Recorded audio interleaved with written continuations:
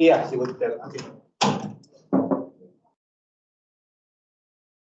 Tēnā koutou katoa. Welcome to this online information session.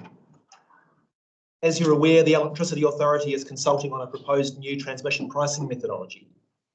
We're holding a series of information sessions to make sure stakeholders are well informed about the proposal. This session is on indicative charges and benefit-based charge case studies. This afternoon, there will be a separate online session on cost-benefit analysis, and tomorrow there will be a more general online session on the proposed TPM as a whole. There will also be regional events to be held in person if COVID alert levels allow. And next week, there will be an online session on how the residual charge applies to battery storage. My name's Tim Sparks, representing the authority. In a minute, I'll hand over to Tobias Mong from the authority, who will be hosting the session. However, the main presenters today will be from Transpower, and they will be introduced in a moment. We've asked Transpower staff to present this session because they are the technical experts. Transpower has developed all of the content covered in this session. The indicative pricing and benefit-based charge case studies that are included with the authority's consultation package were produced by Transpower. More generally, the proposed new TPM published by the authority for consultation has for the most part been developed by Transpower, consistent with the authority's guidelines. Any differences between the TPM proposed by Transpower and the authority's proposed new TPM are clearly identified in consultation materials, and these differences do not impact on Transpower's indicative pricing and case studies. Tobias or I will respond to any non-technical questions stakeholders may have. However, I would note that the focus of this session is on technical matters related to indicative pricing. So if you have a more general question about the proposed TPM, I would encourage you to hold that question until tomorrow's online session. We are recording this session, and a copy of the recording will be placed on the authority's website. That recording is for the convenience of any stakeholders who were not able to attend today's session.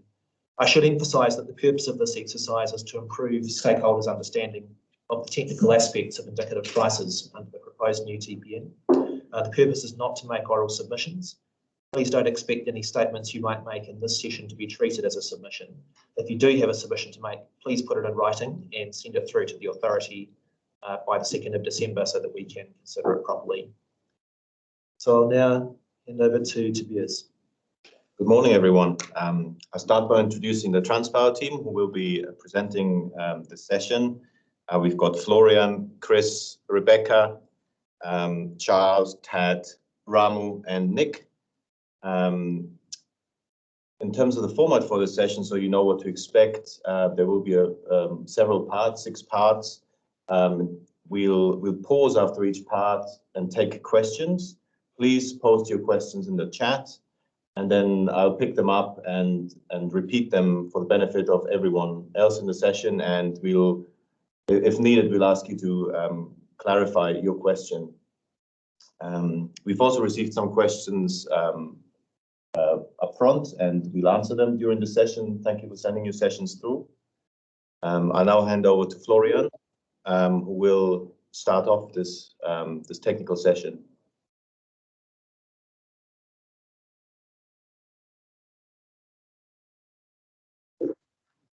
Hello, everybody, and thanks, Tobias. So my name is Florian. I'm Transpower's regulatory economist. I'm usually more concerned about part 4 issues, but I got involved in developing the proposed TPM here as well. So this first slide is about what the purpose of this first slide deck really is about. So as Tobias and Tim have alluded to before, this is about facilitating a discussion on the technical aspects of indicative prices under the proposed new TPM. So what we're going to do, we will provide a high-level overview of what indicative pricing for the 21-22 pricing year would be, or assuming the new TPM had applied for that pricing year, and as included in our proposal to the EA from the 30th of June 2021. The charts and the tables that I'm going to present here will also include some subsequent updates that we've done to the numbers. What we will then do, we will delve into the individual charge components that make up the new TPM. And at the end of this session, there will be one slide about how we are projecting, well, what the projected trajectory of charges into the future is likely to be. I'd like to point out, though, that this slide pack is not a comprehensive summary of the mechanics that underpin Transpower's indicative prices. So if you want to understand more, there's a lot more information available on our website. I've got a link provided here on that slide, but there's also another slide at the end of this pack, which has a lot more links to additional information as well. And of course, do not use indicative prices for your own price setting purposes or budgeting purposes. We will notify you about actual transmission prices in the normal way, including for the new TPA.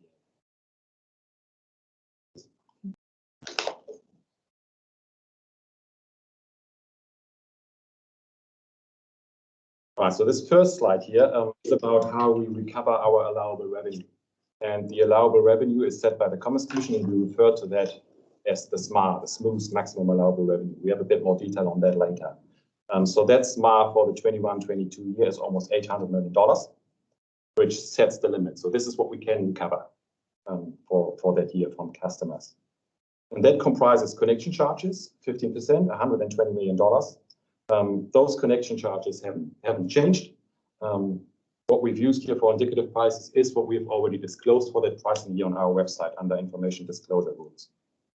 Then the next component, 29%, is the benefit-based charges. This is obviously a new charge, which makes up 29%, $228 million.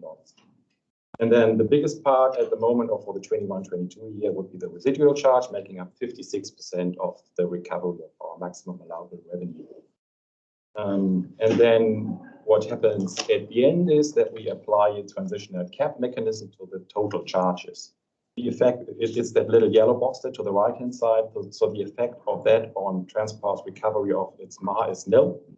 However, for some customers will be eligible for a reduction of their total charges, which then has to be picked up by others. Slide, please.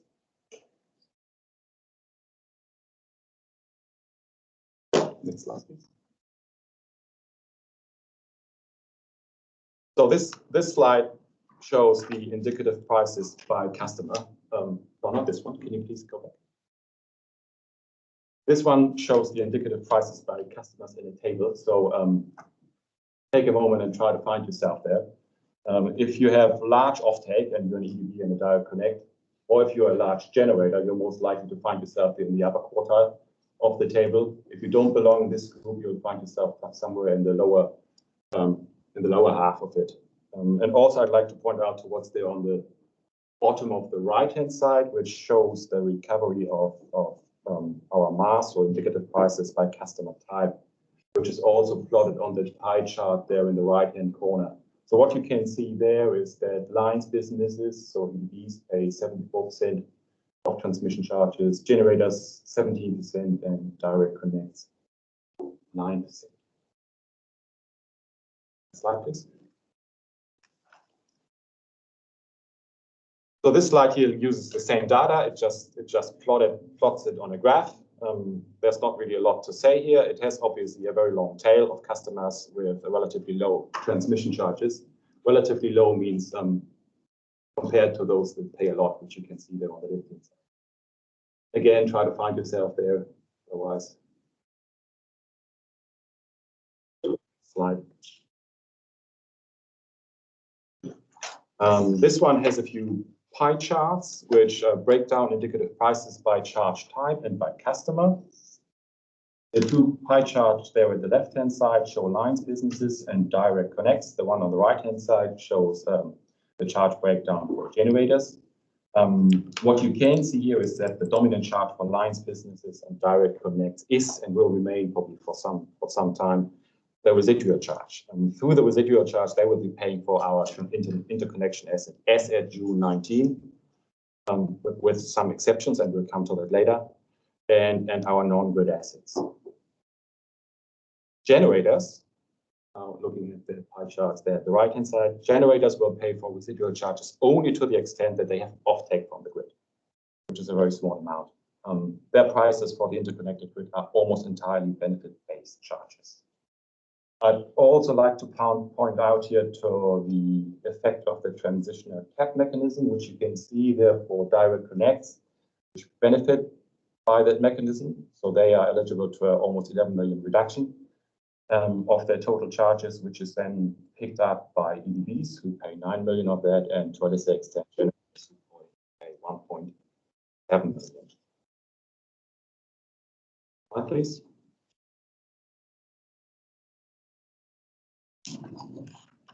Right, so on this next set of slides, I'm going to talk about the individual charge components that make up our indicative prices for the 21-22 year. And you will recognize that the first slide here isn't about a component, so the SMAR is not really a component of prices, but it is nonetheless a very important input to calculating our prices, because as I said before, it sets the ceiling for what we are allowed to recover in any given year. Slide, please. A little bit more detail on what the SMAR really is and how it's calculated. So it's the Commerce Commission who determines transfers to our annual MAR for a 5-year RCP. RCP stands for Regulatory Control Period. And for the EDBs amongst the audience, transfers MAR is equivalent to what is called the B bar for the EDBs. And the B bar stands for Building Blocks Allowable Revenue. So this has the potential to confuse people a little bit, but it's basically the same thing. And what the Commerce Commission then does, they take the MAR and then smooth it following a constant growth rate to remove any volatility from transmission revenue. And it is the resulting smooth MAR, so the SMAR, which we then apply to the TPM. And our IPP regulation says very clearly, forecast prices must not exceed that SMAR, but we may under recover if we wish to. And the table there at the bottom is a snippet from our IPP. And in that red circle to the right-hand side there, you can see the forecast SMAR for RCP as it applies for each pricing year. Slide, please. The next one is about connection charges. As I said before, connection charges make up 15% of our total SMAR recovery, roughly $120 million. Right. They are largely unchanged, so the fundamental approach to calculating those in the proposed new TPM is unchanged. However, there are some new proposals to address the first mover disadvantage, which, however, do not affect the indicative prices that we are presenting here today. And I also said that before, so those connection charges are sourced from our website, where we have disclosed them already. However, we had to make a few minor changes to connection charges at certain locations, which have been adjusted for some customers to show the impact of proposed code changes, largely the removal of prudent discount agreements and notional embedding agreements. So look whether you can find yourself there. Then move on to the next slide, please. So the next slide is about the new charge, the benefit-based charge, which makes up 29% of our total charges. It's 230 billion in absolute terms.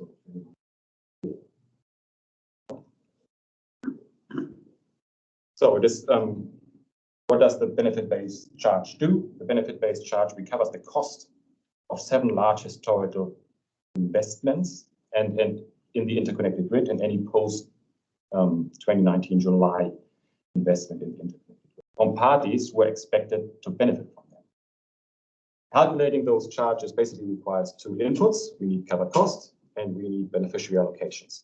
And the latter, those beneficiary allocations, are calculated either on a per investment basis for any investment that are above $20 million, or on a simplified regional basis for any investment that are below $20 million. In bold terms there, you see the formula of how it's calculated. It's pretty straightforward and simple. Benefit-based charge is the covered cost by investment multiplied by the beneficiary allocation by customer.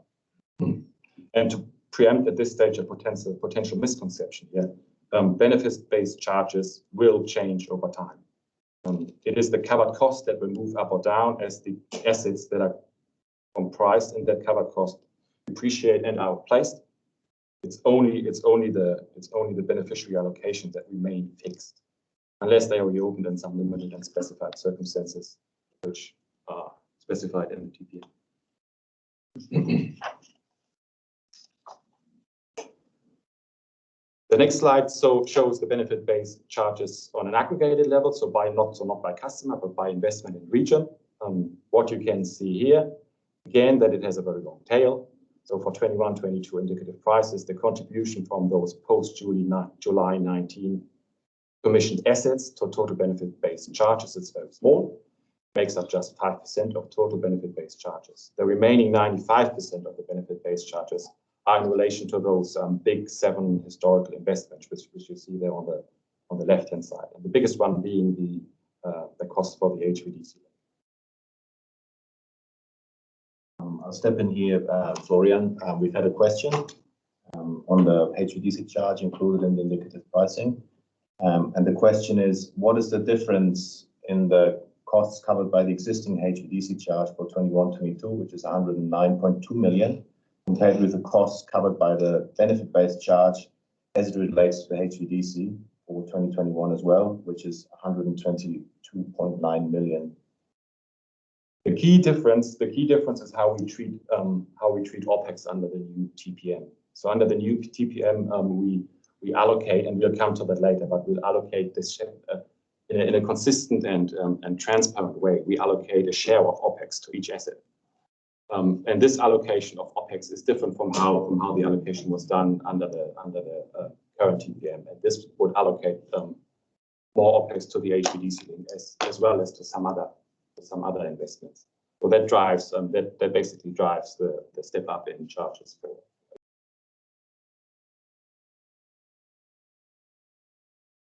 And if I can ask one more question that has just come in on connection charges.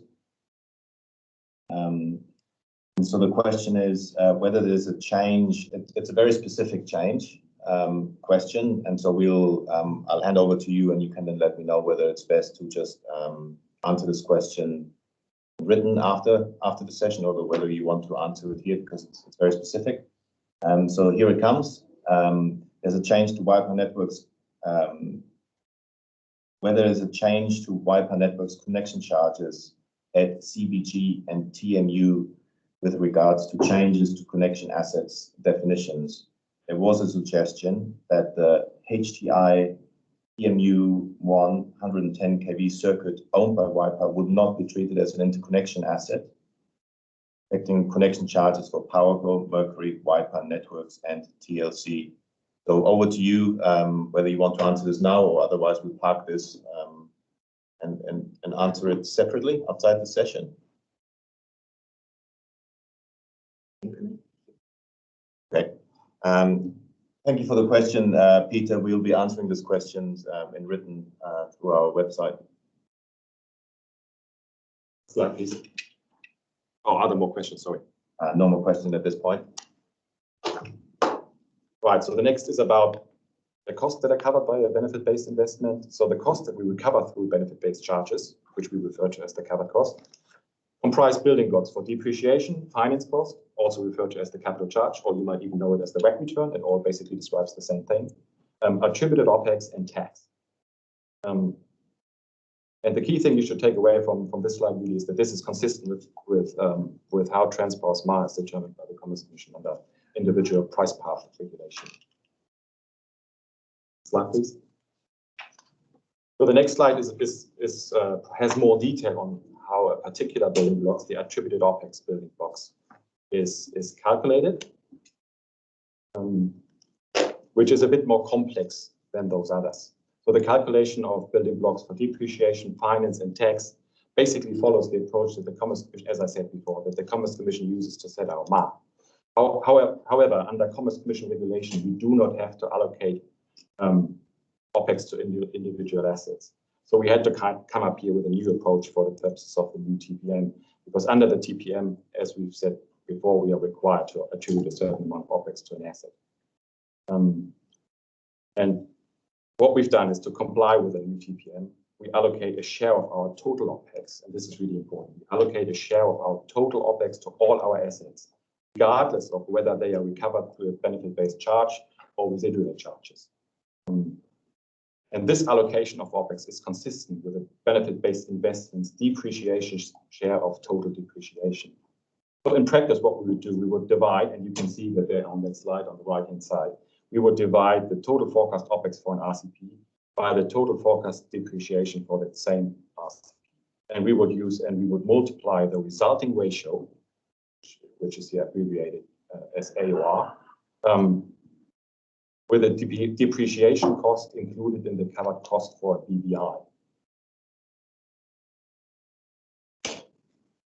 And what this approach would achieve is that all our interconnection and the non-grid assets will be assigned a proportion of our total OPEX. And I'm saying this again, regardless of whether recovery is through a benefit-based charge or a residual charge.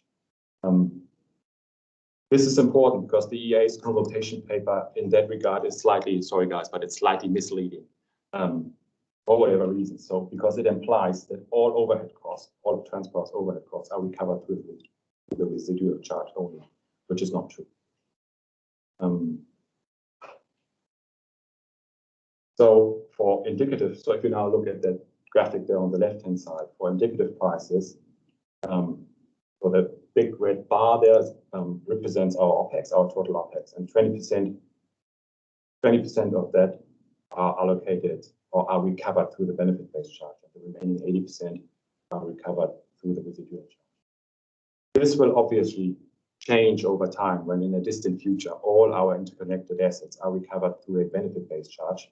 Then this share will flip around, and then actually would probably around 60% of our total OPEX would be recovered through the benefit-based charge. But again, quite a significant chunk of it, so 40% will continue to be recovered through the residual charges. I know this is one of the more complex issues to understand really. So if there are any questions, maybe we should take them now, or otherwise we move on. No questions at this point, but yes, I encourage to ask any questions you may have. I can recommend that in order, maybe if you want to dig a little bit deeper, go to our website. The links are included here at the end of the slide pack. Check out the covered cost model and the indicative pricing model that you'll find on the website, and see how we calculate attributed OPEX. It is in the covered cost model. See how we do it there, and compare that to how it's explained in the reasons paper and how it's drafted in TPM. That might give you more detail. And we're happy to answer any questions that come later. So if there are no questions, maybe we move on to the next slide. So the next slide shows the covered cost by benefit-based investment and building block.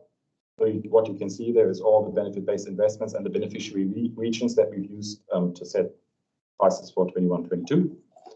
And what you can see here is that the largest building block is still the capital charge. Obviously, that is REC dependent. Had REC been lower, might not have been, but using a 4.57 REC that we are under for RCP3, it is still the largest component. However, followed by OPEX and depreciation. What you can see here is that OPEX is slightly higher than depreciation, which is because we directly allocate some OPEX to HVDC benefit-based investment. We allocate the cost of the insurance, the cable insurance, and any reserve costs associated with that asset directly to the HVDC benefit-based investment, which makes up broadly $10 million.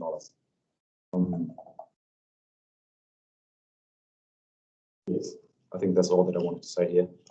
Next slide, please. So next slide is about residual charges. Residual charges make up the biggest chunk of our indicative prices, 56%, $450 million. Next slide, please. And as I said before, having deducted connection and benefit-based charges from the SMART, residual charges recover our remaining revenue entitlement, which the TPM refers to as residual revenue only from load customers. And we are allocating those residual charges to load customers in accordance with their share of historic anytime maximum demand.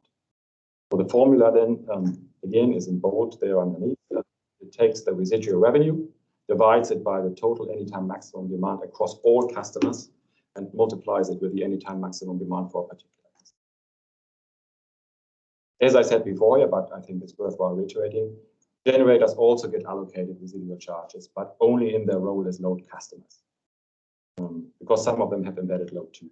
It's not much, though. It's roughly 1.4%, I think, of total residual charges that generators pay in their role as load customers. Next slide, please. Yes, and we're finishing here with a transitional cap adjustment. As I said before, it only applies at a total charge level. Some customers are eligible for reductions, which then others have to pick up, so that Transpower always ends up recovering its total allowable revenue. And for indicative pricing, it is 11.5 million. Next slide, please.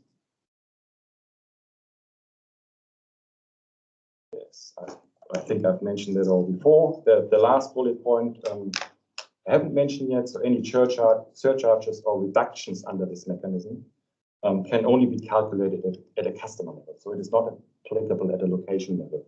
So when you take the time and look into the indicative pricing model, you will see that we calculate prices there for customers as well as customer and connections. And the transitional cap mechanism you will see is only applied for customers. Next chart, next slide, please. So this last slide is next slide, please. Is trying to project charges into the future. So don't read too much into it. Don't try to get any detail really out of this chart. The only thing this is really trying to show is how the trajectory of charges changes into the future. So when you look there at the left-hand side, you'll see that currently the predominant charge is still the residual charge. And if you add the connection charge on top, that roughly makes up 80% of our total recovery. And the 20% then is in relation to benefit-based charge. But over time, and we're projecting this out here to 2035, this will flip around. The benefit-based charge will become the dominant charge as our RAB, our regulated asset base, will predominantly comprise post-2019 investments. The residual charge will obviously reduce, largely because the assets that are currently recovered through the residual charge will depreciate and eventually drop out of our asset base.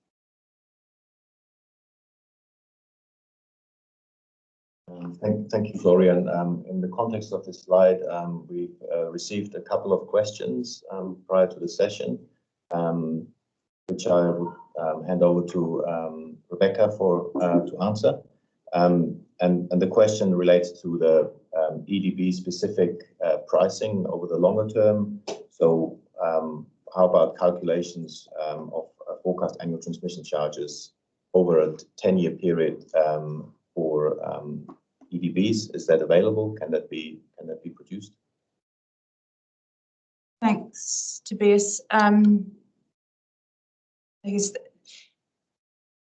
Florian's already touched on that. This is this chart that you can see on the screen right now is a projection which we put together to show the direction of change in the various charge types that will happen over time as the costs of new assets are all grid assets are all recovered as benefit-based charges, and so the portion of our revenue that's recovered as residual charges will reduce. But underpinning that are some very big assumptions about things like what the split in charges between generation and load will be for the standard method projects, the ones that it cost over $20 million, for which allocations will be worked out on a case-by-case basis. And in order to go to customer level, because we're moving to a TPM that prices are determined on an asset-by-asset basis or an investment-by-investment basis, it's very hard for us to forecast prices at customer level because they will be regional or location specific. And while the Commission, so for example, under the CapEx IM, Transpower has to provide indicative pricing to support its base CapEx proposals and to support its major CapEx proposal submissions to the Commerce Commission. Our allowances are actually, our base CapEx allowance is fungible. So while we might have we do have an idea when we put a base CapEx proposal together, where and what we're going to spend that money on, the where and what we spend money on changes all the time as our work program moves around the country and we get better information about the condition of assets. We identify efficiencies for how to spend money better and smarter so that costs over time are efficient. Things happen like, for example, the Rangitata floods, which meant that we had to quickly move part of our work program to respond to restore the line across the Rangitata.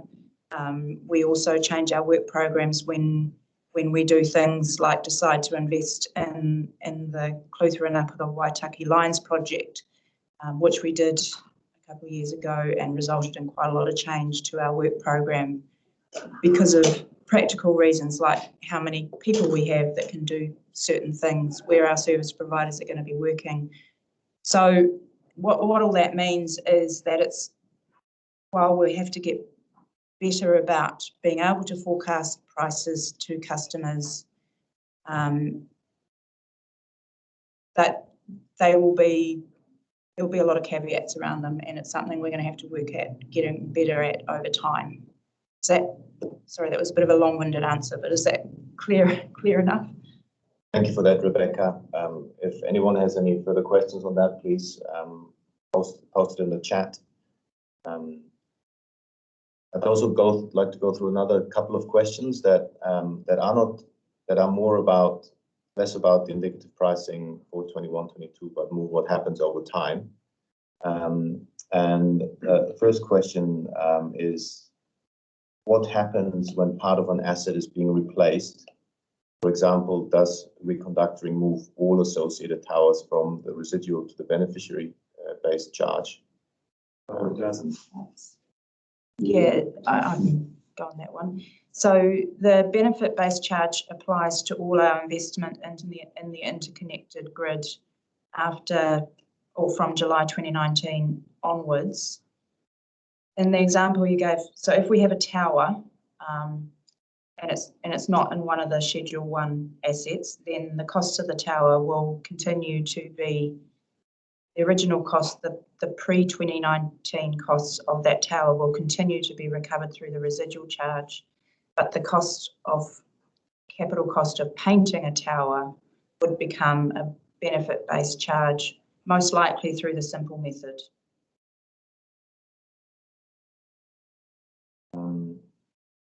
A couple more questions on what happens with new customers. First one is the calculation of transmission charges for a new industrial customer where there is an arrangement to pass through Transpower charges that are attributed to a customer. So how would it work? How would the calculation of transmission charges for a new industrial customer work? There is an arrangement to pass through Transpower charges that are attributed to a customer. I think this is one for me. So I'm assuming what we're talking about here is a new industrial customer connected to a distribution network. If that happened, we'll go through charges one by one. With connection charges, if there's any shared connection assets, then the distributor's share of that connection asset will increase in the normal way as it does today because of the greater load attributed to the new customer, and that will happen, after more or less a 1 year delay. That's the connection charge, and it's the same as at the moment. For the residual charge, under the proposed TPM, there would, regardless of the size of the new industrial customer, there would not be an immediate change to the share of the residual charge. It would eventually come through as an increase starting 4 years later and then ramping up to the full impact of it after 8 years That's the lagged residual charge adjustment. For BBCs, it depends if the industrial customer is large or not, and in the proposed 2BM, that's defined as greater than 10 megawatts capacity. If it is large, then that will be considered the connection of a new large consuming plant and will result in a step change in existing BBC allocations for the distributor, as if that large industrial customer connected directly to the grid, and that notional customer's charges are attributed to the distributor. If it is not large, then it won't have any impact at all on existing BBC allocations. But any new industrial customer for future BBC allocations will impact that because the individual allocations of those charges are based on total offtake from the grid. So as you increase your offtake, then you will tend to have a larger allocation of future BBCs that you benefit from. Quite a long answer, but yeah, that's how it impacts. Thank you. We've just had a live question in the chat about the information that will be available on locations and whether the benefit and residual allocations will be available or will be published at a GXP level.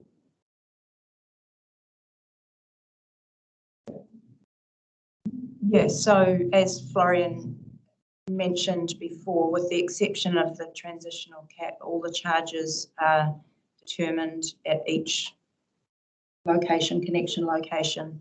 And so that information will be available. We haven't quite worked out the format of our invoices and supporting information yet, but that's something we're working through. Look into that indicative pricing model. As I said before, it has prices on customer basis, but also on a customer application basis. So it probably answers that question. Just another question coming through. If a traditional GXP starts injecting to the grid at some point in the future, will existing BBC allocations be adjusted?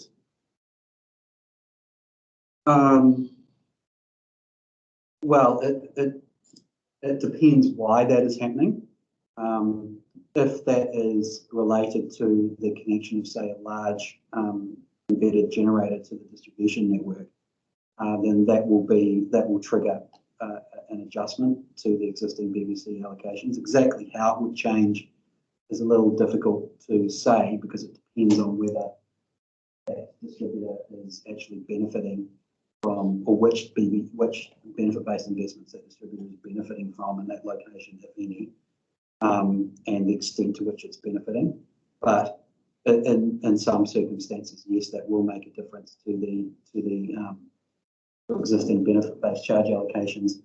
It will certainly make a difference over time to residual charge allocations, because if you inject electricity into the grid, then that is essentially reducing your gross energy or gross load. And so from 4 years later, that will start coming through in a reduced allocation relative to others of your charge. Thank you.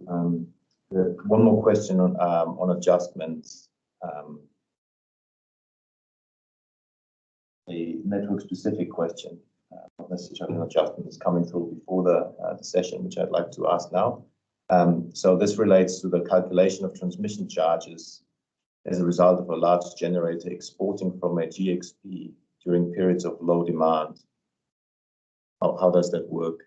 Yeah, I think it's the same answer that I just gave, is that if that large generator already exists, so it's not a new generation connecting, it won't make any difference to existing benefit-based charge allocations, though it will for future benefit-based charge allocations or future BBIs do something. Yeah. It's hard to say exactly what. When Chris is talking about future benefit-based charge allocations, he means allocations for future benefit-based investments.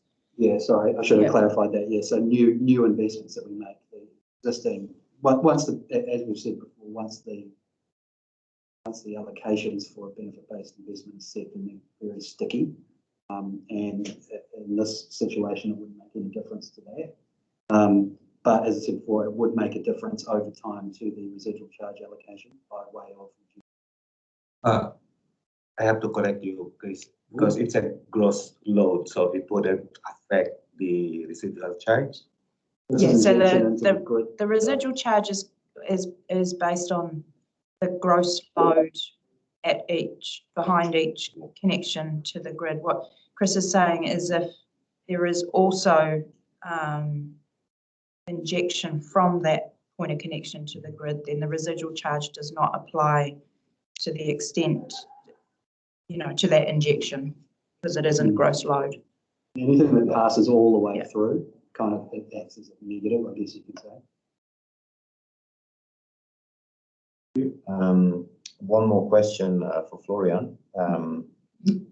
Where can you see the calculations of how the attributed opex applies to an individual asset? In the covered cost model, attributed opex by asset appears to be hard-coded.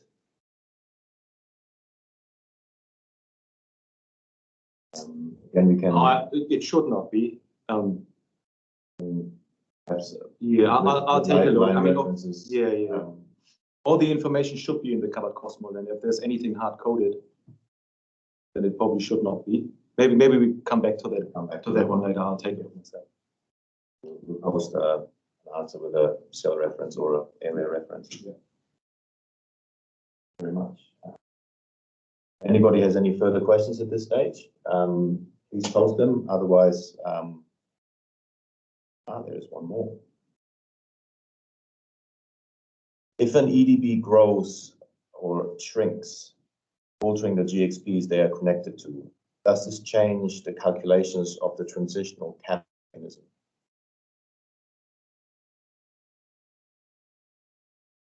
So if there's GXPs that come or go, is that?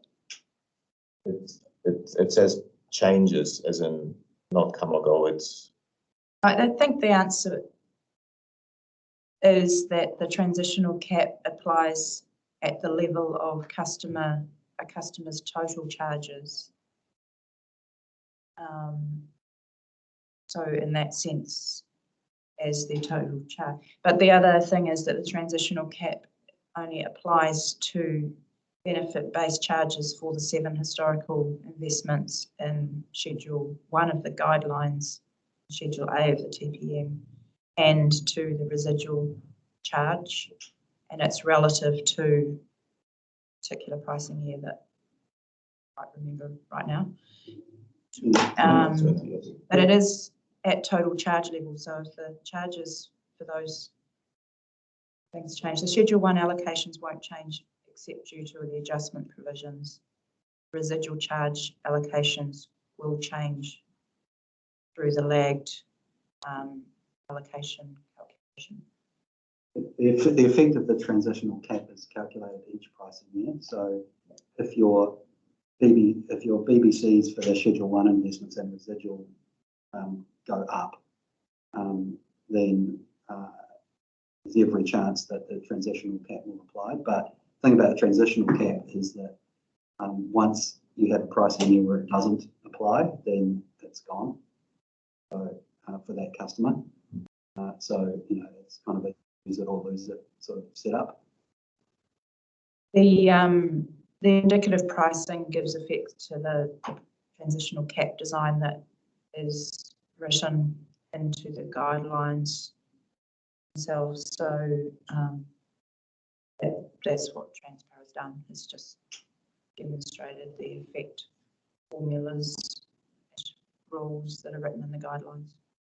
So we're happy if there are any specific questions about the transitional cap, we're happy to answer that question.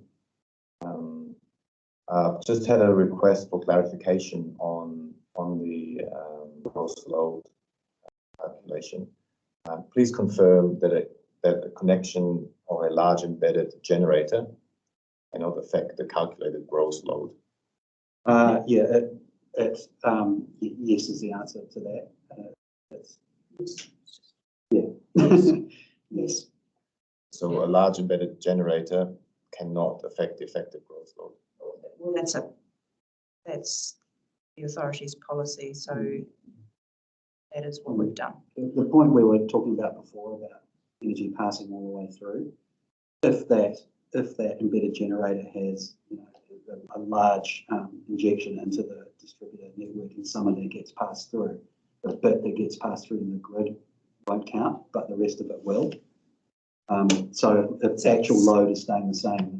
So I think it's really important to be clear on this point. Generation is not subject to the residual charge, but in order to make the maths work, Transpower has to add back embedded generation that supplies load within the distribution network. But that is just to determine gross load. So the residual charge is only payable on the load. I think we'll move on at this point. Florian, have you got any further points to add? I'm done. That, Florian. In which case we will move on. I will hand over to, sorry, one more question. And so in relation to the previous gross load calculation point, is it any embedded generations, not just embedded generation greater than 10 megawatts?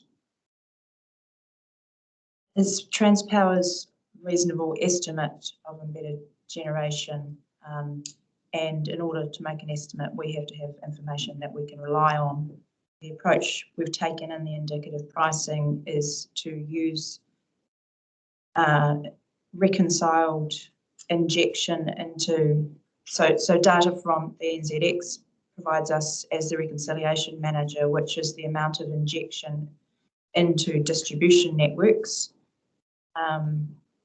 And then there are some larger embedded generation subject to dispatch, which there is also reasonably reliable information for, so that is also included. And the 10, I'll just clarify, the 10 megawatt thing, that's only in relation to adjustments. So that determines whether there's a step adjustment in a benefit-based charge for that embedded generation. But as Rebecca just said, theoretically anyway, any embedded generation is relevant. To the extent Transpower can see it. And so the authority has clarified in its consultation paper that we will be consulting on a code amendment to better support your calculation of the gross energy amount, which will be likely sometime early next year. For that.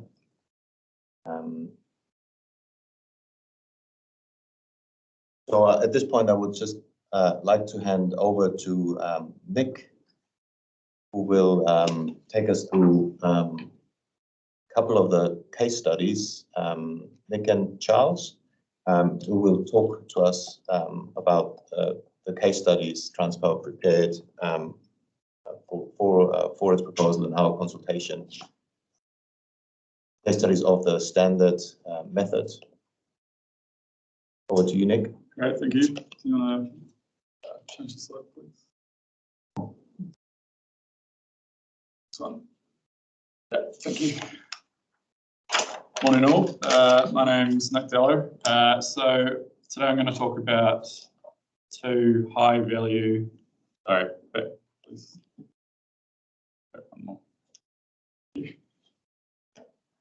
Yeah, today I'm going to talk to the two high value benefit-based case studies that accompanied our TPM proposals. So these are the Clutha and Upper Waitaki Lines project, or CALIP, and the first component of the Waikato and Upper North Island voltage management project, or WNIVM. And these, the results of these case studies do not necessarily represent the allocations that would result if the proposed TPM comes into effect. And this is because under the proposed TPM, we need to consult with stakeholders on the allocations before a final determination. So they could change, but they do illustrate the methodology and framework of the standard method. So to that end, they're really useful to understand our proposal. I'll talk to Calip first, and then I'll pause for questions after Calip, and then before moving on to so next slide, please.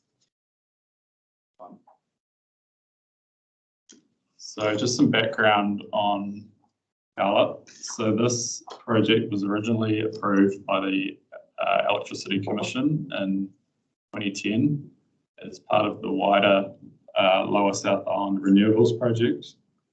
And the first components of that Lower South Island Renewables project were commissioned in 2015 and 2016. And those first components are included as one of the Schedule 1 investments, and the allocations for those were determined by the Electricity Authority as part of their guidelines decision. So we're not talking about that. The remaining components of the Lower South Island Renewables project we now refer to as Calip. And in May 2020, we consulted with stakeholders on proceeding with Calip, and we committed to the project in June 2020. The project is under construction at the moment. It's expected to be commissioned this financial year, capital cost of about $100 million. The Calip project largely consists of increases to the thermal capacity of the lines between Cromwell and Twizel and Roxburgh and Livingston. And by increasing the capacity of these lines, we can get more power into and out of the Lower South Island.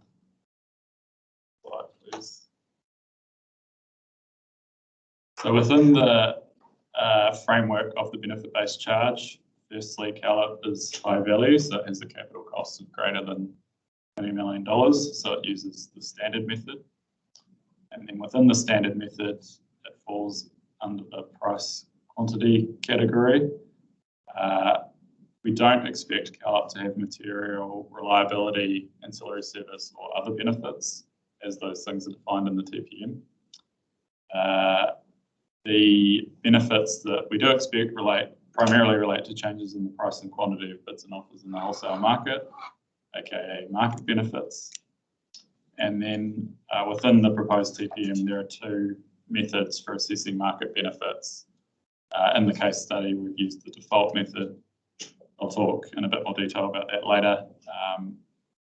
There's also an alternative method that I'm happy to take questions on at the end. Slide, please. So just to provide a bit more context on what we mean by market benefits. So without transmission investment, when a transmission line reaches capacity, we see prices rise downstream of that transmission line or circuit, and prices fall upstream of that circuit. And then when we increase the capacity of that transmission circuit, generators upstream and loads downstream benefit from that investment. And conversely, generators downstream of the investment and loads upstream actually disbenefit from it in a private benefit sense. Overall, ignoring wealth transfers, that would have a positive net benefit, and those net changes in surplus are what we assess when we do the investment test. But when we're talking about private benefits under the TPM, those do include wealth transfers, and that's why you can get this beneficiaries. Generators and loads can also benefit if they produce or consume more as a result of that transmission investment. And ultimately, this set of benefits is a result of the locational marginal pricing framework we have for the wholesale market. So it's fairly common to see when there's constraints in the market, prices rising downstream and falling upstream. Next slide, please. So this slide just outlines the analytical process that we go through to produce allocations under this default method. So as I said, we use the default method for assessing market benefits. That default method is in clause 52 of the proposed TPM. And under the method, we model the market over 20 years with and without the investment, the transmission investment. And we identify regions of benefit based on the model changes to prices and or quantities in the market. The benefits themselves we calculate as the quantity of load or generation exposed to the constraint during the periods when it's binding, plus any additional quantities resulting from the transmission investment. So we observed that the hydro generation in the Lower South Island generates more as a result of transmission investment, and this is because there's a reduction in spillable water from those hydro generators that would otherwise be wasted. And under this clause 52 method, in effect, what we're doing is giving even weight to the loads and the generators benefiting either side of a constraint, and even weight to different benefiting regions, except where the HVDC is binding, which I'll talk to a bit later. So another important point is that positive private benefits are netted against negative private benefits to give a net private benefit. So for example, over time or in different hydrological sequences, you might find a region both benefiting and disbenefiting from a transmission investment. And we take the positive benefits over time after discounting them and net them against the negative benefits to get a net private benefit. Another point is once we've formed our regions of benefit based on the outputs of our model, we can also identify subgroups within that region if we expect certain classes of customers within that region to have materially different benefits. So for example, we might find that the benefits only accrue to a particular type of generation technology. We might see a difference of industrial customers, distribution load customers based on their profile of offtake. And the final step after we've identified regions and subgroups and quantified the benefit is to determine individual customer allocations. And basically we do this by taking the benefit accruing to that region or subgroup and then disaggregating it based on historical average offtake or average peak demand for load in the 5 capacity years immediately preceding the decision to commit to the investment. So in this case, the decision to commit to the investment was undertaken in June 2020, so it was the 5 capacity years preceding that. Next slide, please.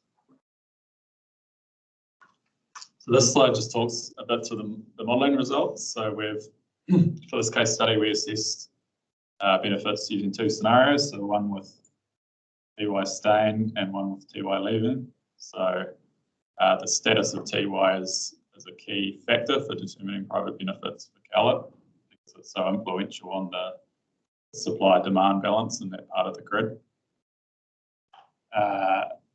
The benefits accrue due to relieving import and export constraints. So during periods of high inflows in the Lower South Island, CalIP allows more electricity to be exported to the rest of the grid from the Lower South Island, and this benefits the generators in the Lower South Island and the loads in the rest of the grid. During periods of low inflows, CalIP allows more electricity to be imported into the Lower South Island, which reduces the risk of being unable to supply that load. This benefits loads in the Lower South Island and generators in the rest of the grid. So the graph on the right shows the frequency of occurrence of the import and export constraints in the 2 scenarios. So in the TY leave scenario, the export constraint binds much more frequently than the import constraint because there's such a large surplus of generation in that region. And the converse is true in the TY stay scenario. So in that scenario, the import constraint binds more frequently than the export constraint. But the other observation here is that across the 2 scenarios, the export constraint in the TY leaves scenario is by far the most frequent constraint. And that makes that TY leaves scenario much more impactful on the final allocations TY stays scenario. And then the final note there is just that for this case study, we observed that the benefits really relate to inflows rather than being correlated with peak demand. So we use the average offtake metric to determine individual customer allocations rather than a peak offtake metric. So next slide, please. So this slide, the table on this slide presents the regions of benefit and subgroups from our case study that we provided in our proposal. The North Island and Upper South Island distribution companies received the largest allocation, in large part because of the large volume of load benefiting from that export constraint being relieved. North Island Direct Connect customers receive slightly smaller allocation than distribution company customers on a volume weighted basis. So obviously it's much smaller in absolute values, but it's also slightly smaller on a volume weighted basis because unlike the distribution customers, their load is not expected to grow. So they receive a slightly smaller allocation. The Lower South Island generators receive the second largest allocation as a group, commensurate with the large benefit they derive from the Tiwai leave scenario. NZIS receives an allocation because it benefits in the Tiwai stays scenario. And this is the only scenario in which we assess its benefits because it doesn't exist in the Tiwai leave scenario. So obviously once you no longer exist, you can't disbenefit from investment, unlike the other loads in the Lower South Island. And there's a very small allocation to North Island peakers because they benefit during the Tiwai stay scenario and do not disbenefit from the Tiwai leave scenario. They receive a very small allocation. And then the final note there is that since we produced these results in our original case study, we identified, when we were working through the results with the authority as part of their evaluation, we identified an enhancement to the Clause 52 methodology, which better accounts for the impact of downstream HVDC constraints on allocations. So just in short, when the CALIT constraint is binding without investment, if the HVDC is also binding at the same time, and by relieving the CALIT constraint, you wouldn't expect North Island customers to benefit from CALIT being relieved until the HVDC constraint is also relieved. So we've in this enhanced method, we've taken that into account, and that results in 2 regions being created where there was one before, so that rest of country region becomes the North Island and the Upper South Island. And the result is that the charge or allocation to North Island beneficiaries falls by approximately 4%. And therefore all other groups increase by approximately 6% in order for the charge to remain at 100%. And that change is discussed in an addendum that we provided on the 28th of September, which is available on the authority's website. And the full indicative charges are provided as part of the original case study, excluding that relatively small change. And the observation there is that relative to the existing TPM, North Island loads would generally pay more. South Island loads would generally pay less because they're not being allocated, other than NZIS, they're not being allocated any of the charge under this methodology. And Lower South Island generators obviously pay more because under the existing TPM they would not pay anything for CALIT.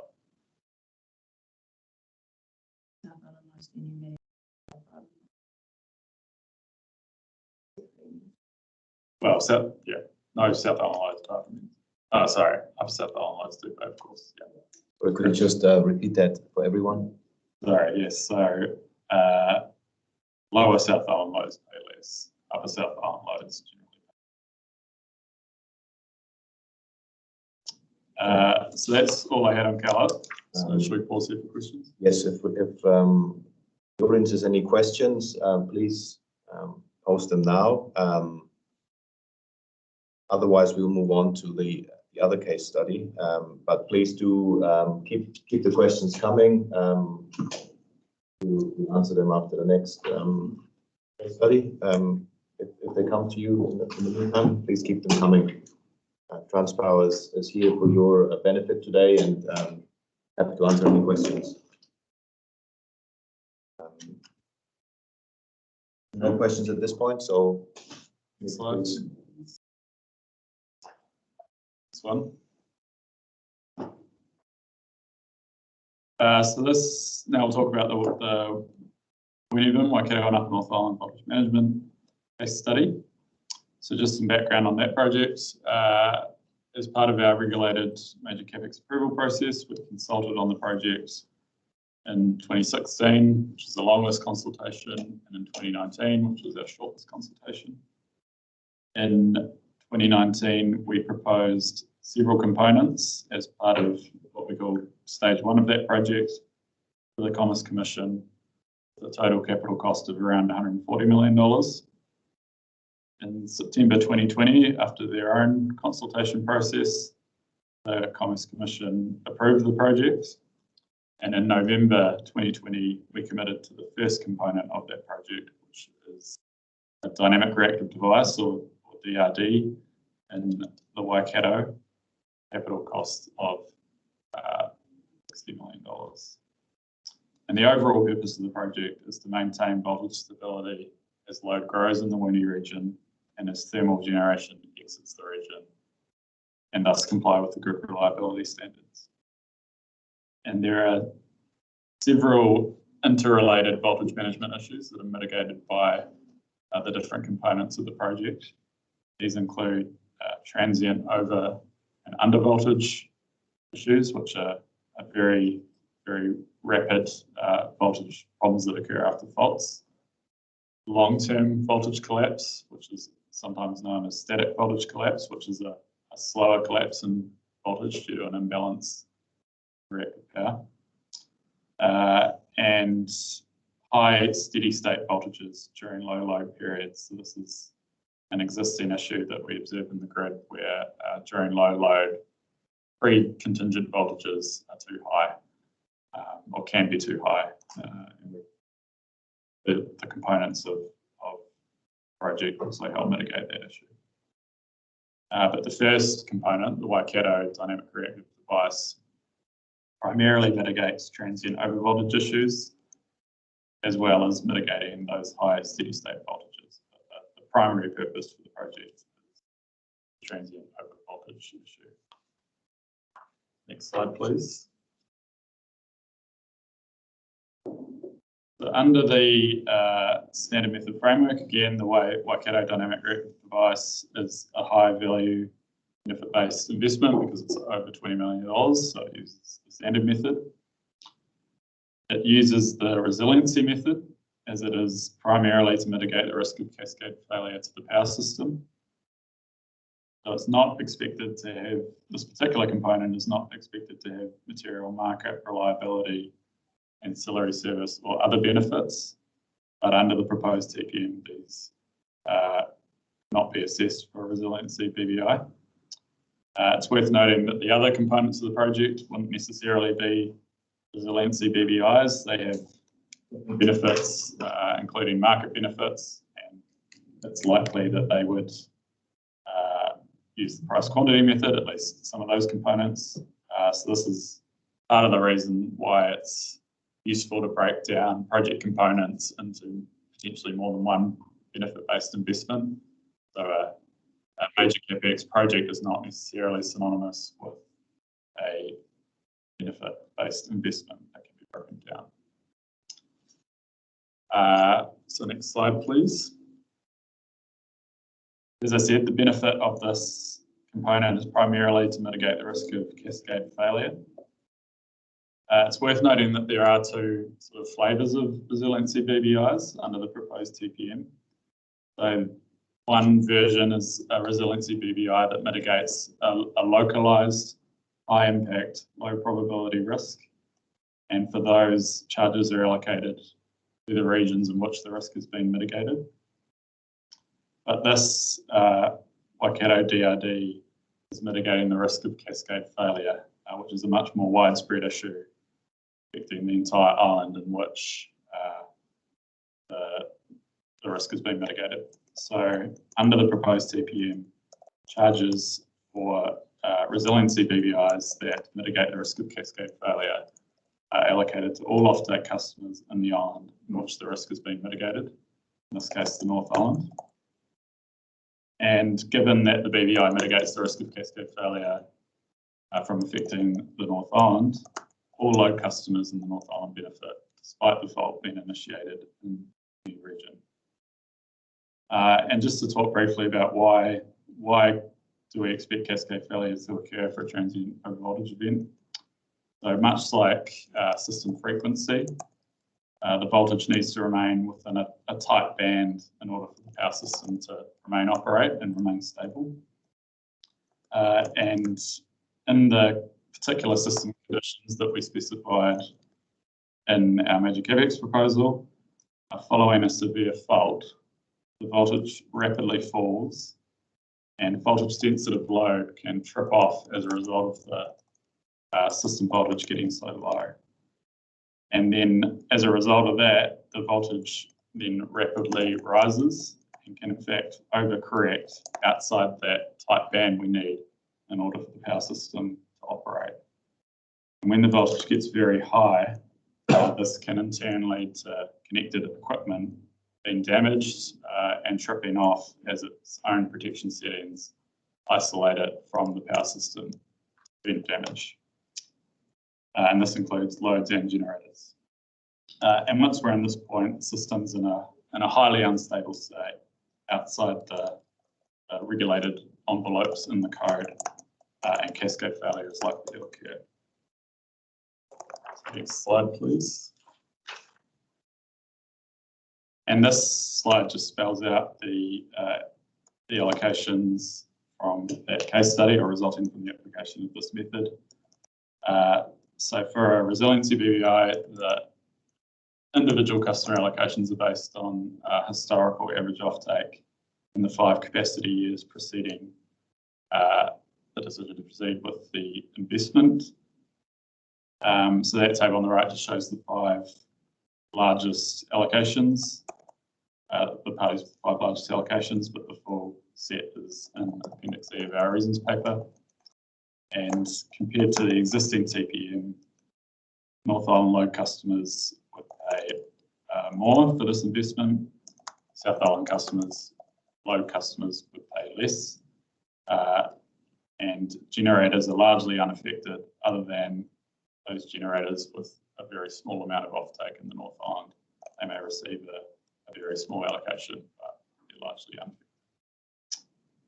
That's the final slide for you.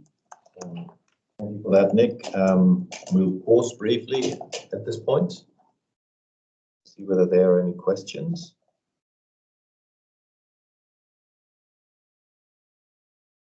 Otherwise, I hand over to Ramu. Will take us through the simple method in the proposed new TPM. Over to you, Ramu. Cool. Yes. Morning, everyone. My name is Ramu Naidu, and I'm a market advisor here at Transpower. I'll talk about the simple method.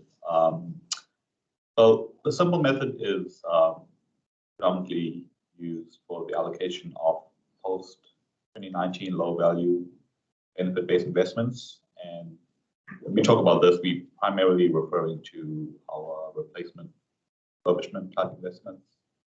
These are stuff like the painting of towers and changing of insulators, and really investments to ensure the grid maintains this level of service. And so this method needs to be able to cater for a large number and a wide variety of these types of investments. Doing so, it needs to also be practical to implement. The simple method, by definition, needs to be simple and lower cost to implement than the standard method, but still allocate to primary beneficiaries broadly in proportion to expected positive net private benefits. We're trying to kind of balance all of these meeting objectives. We thought long and hard about it and came up with the regional allocation model with regional allocation factors to allocate the costs of investments, low value investments in each of the regions. So in the subsequent slides, I'll talk about how we go about doing this. Next slide, please. So the model region definition that we've come up with was really based on characteristics of electric power flow, and around the fact that our high voltage grid, we generally use the higher voltages, the lower the current, so the lower the losses. So we generally use high voltage to transport power over long distances, and so we expect our beneficiaries to be more geographically dispersed. We also look at low voltage networks, and here we expect a beneficiary to be more localized. So in coming up with this regional definition model, we thought about there could be at least three regions, three high voltage regions, because we consider the HVDC as a unique asset in our grid. So there'll be at least two high voltage regions and the HVDC. Then we looked at where we could identify regions where beneficiaries are broadly aligned. And here we looked at this idea of prevailing power flows. Can we identify regions on the high voltage grid where we could identify predominantly exporting region, predominantly importing region? So we went around and looked at this concept of prevailing power flows. So this is where the flow on the individual transmission lines are in the same direction as what we call this transmission interface.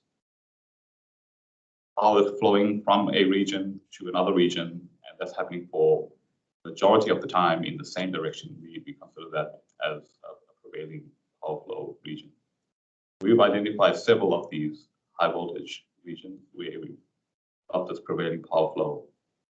And so those are shown on the right hand side in these light blue boxes. In these high voltage regions, there are beneficiaries or customers in those regions are broadly aligned in terms of their benefits. So if you are receiving power, then you are benefiting from the load customers in that region are generally aligned with each other compared to them and a load customer in a sending region. The lower voltage networks that we looked at, there being more localized beneficiaries, and so we looked at the low voltage region as a separate class, a separate region in terms of where the beneficiaries are aligned as well.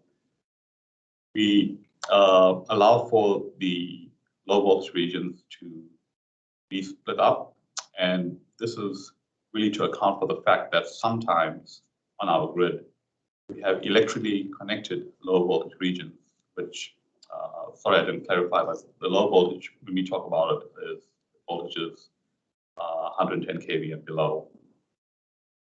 We can get electrically connected low voltage regions that are not tightly coupled, or we call them weakly connected.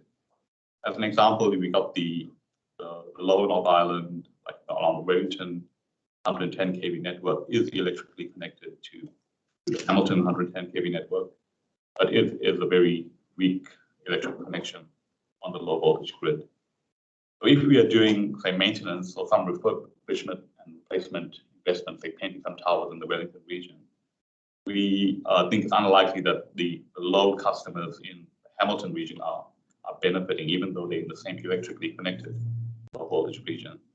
So what we've included is an ability for approach to identify weakly connected low voltage networks, and we consider them as separate low voltage with low voltage regions.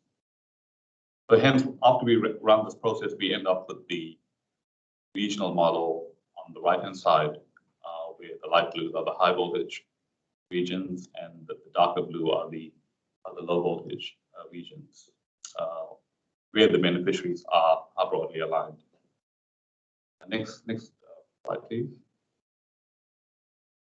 So once we've been able to identify these regions, we really identify who are the primary beneficiaries now, and we use the direction of the power flow to identify this.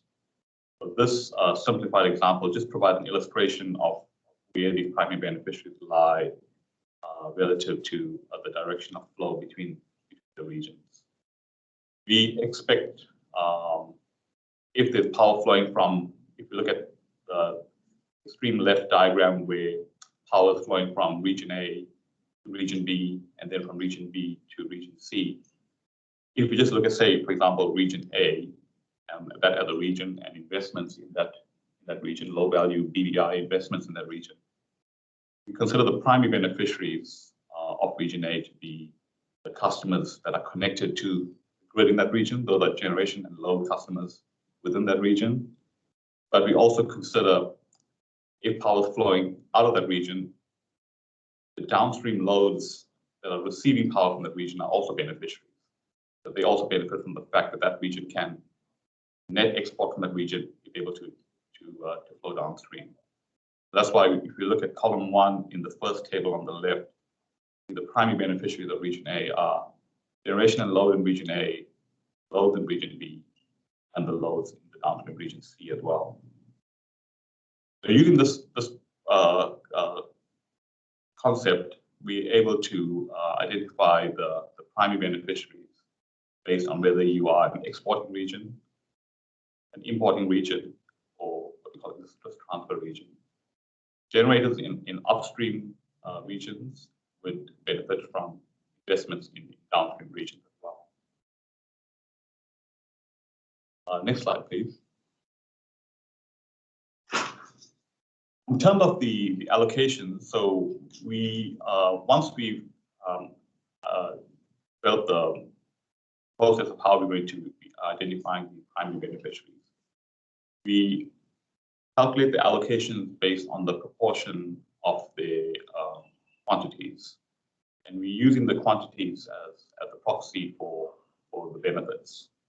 We don't think that for the simple method that the price effects are practical, just looking at the level of complexity involved in trying to assess that. Given the large number and the wide variety of investments we're looking at, we're using the quantities as proxy. So for example, in the, again, if you look at the above flow pattern, looking at region A, we look at what's the proportion each customer type is contributing to the megawatts in that region. So generation A contribution is the ratio of its injection relative to the load in the region, generation in the region, as well as what's flowing out of the region. So its proportion of the total megawatts determines its allocation of the costs. So we do the same thing for the loads in the region, as well as the loads in the downstream region. If you look at column A, we are able to determine a proportionate allocation for generator A, the GA divided by GA plus LA plus FAB, which is the flow out of the region. So it's a proportion of the total megawatt. We're able to do the same for the load in that region, load A. So again, in the column with the heading A. And we're also able to determine allocations for the loads in the downstream region, load B and load C. Their allocation is based on the proportion of the power that's flowing out of region A to those downstream locations. So the proportion allocation principle, we calculate this for every half hour for the regional model that we described earlier. And the result of that is what we see in the next slide.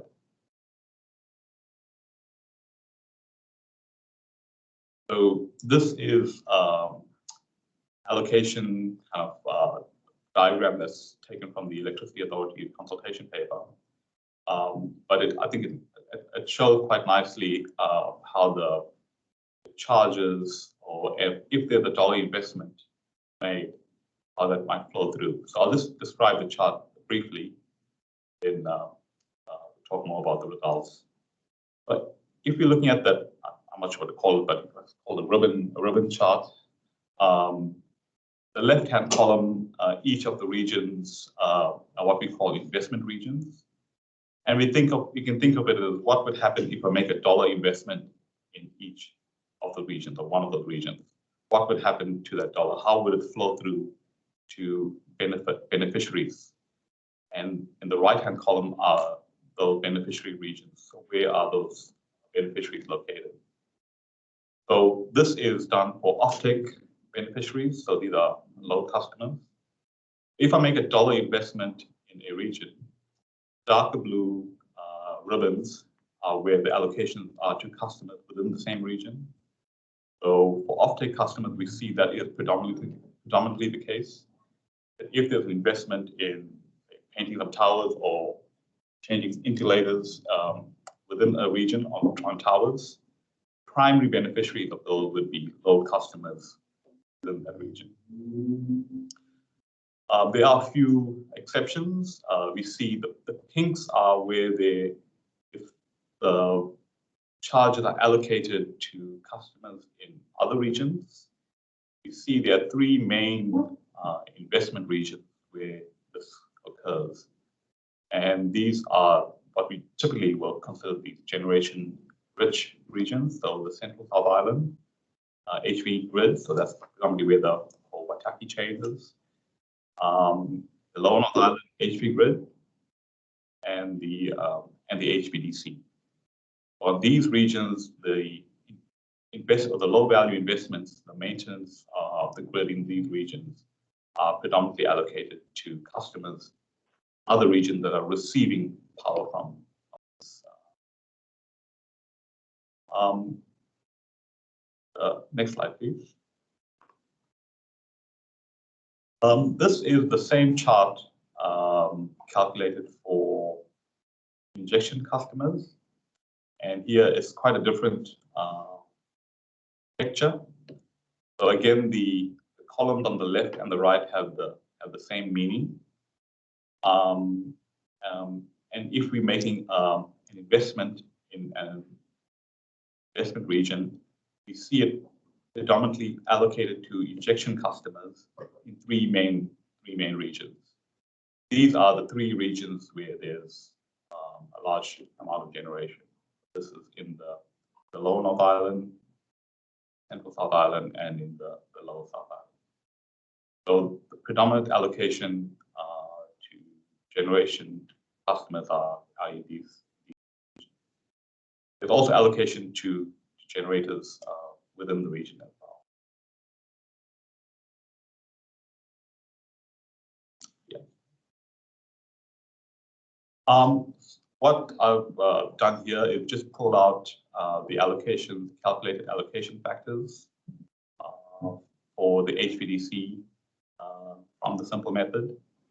And just to show how it's split up between injection and offtake customers in different regions. So the bar chart, the upper bar chart shows the allocations for offtake customers, injection customers in Central South Island has the largest allocation. Then it's the Lower South Island and the Lower North Island. The Lower North Island is when there's south flow on the HVDC. As I mentioned, we do these allocations every half hour for a 5-year period, and this is the result of the average. So the Lower North Island injection benefits are when there's south flow on the HVDC over this assessment period. In terms of the loads, we see the loads, the offtake are spread throughout the country, largely in the Upper North Island. but also throughout the rest of the North Island and also the South Island. And again, the South Island customers would be the beneficiaries when there's outflow on the HVDC.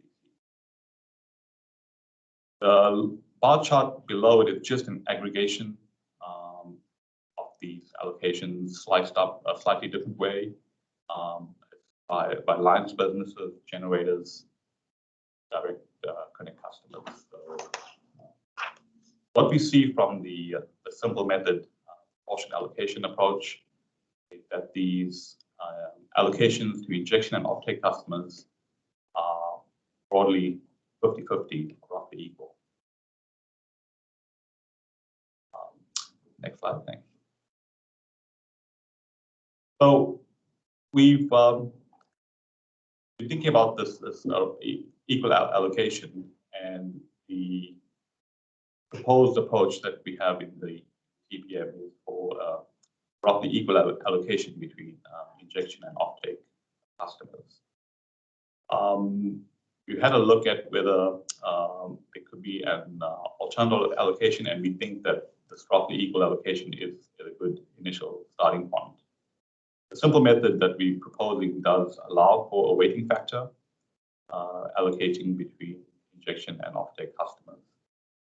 And our proposal is that we put in, but that it would be an assessment of this weighting factor based on at least 10 standard BBIs. We observe the weightings to inform future adjustments. So the start off with a weighting factor of 1, and the adjustment would be made after 10 BBIs. So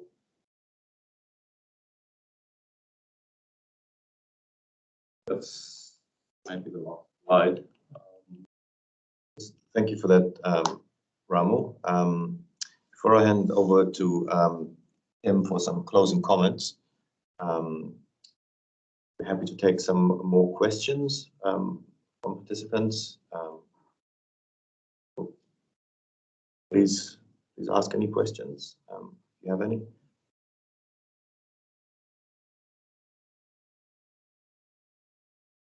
We've got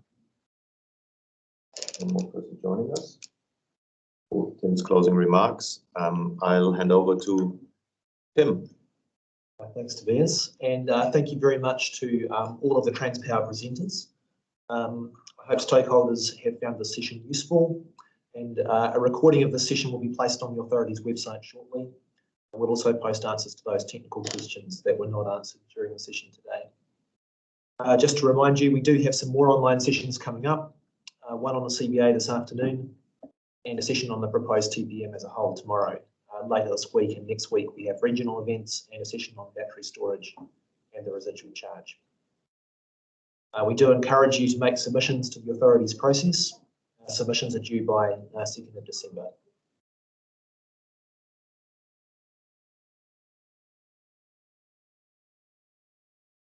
And thank you very much for dialing in.